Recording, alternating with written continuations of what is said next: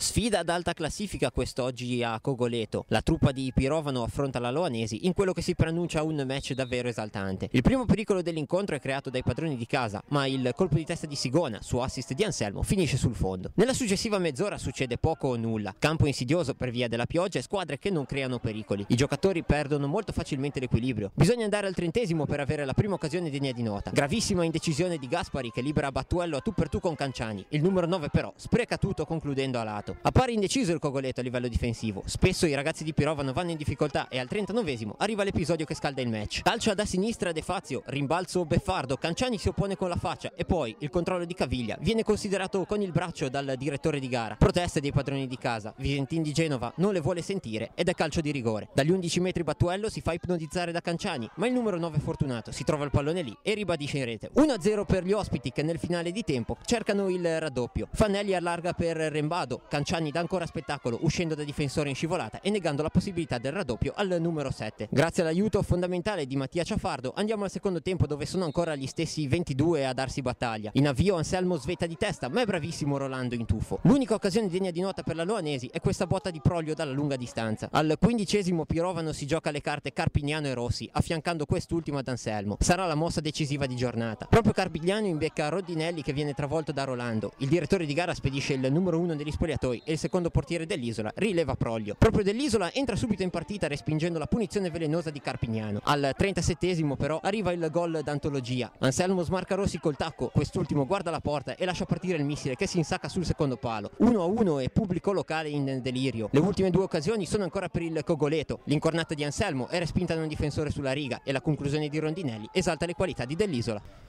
Partita vincente qui a Cogoleto disputata da due squadre ben organizzate. Il man of the match è senz'altro Michele Rossi, entrato nella ripresa e autore di un gol da cineteca che rimarrà tra le giocate migliori dell'intera categoria.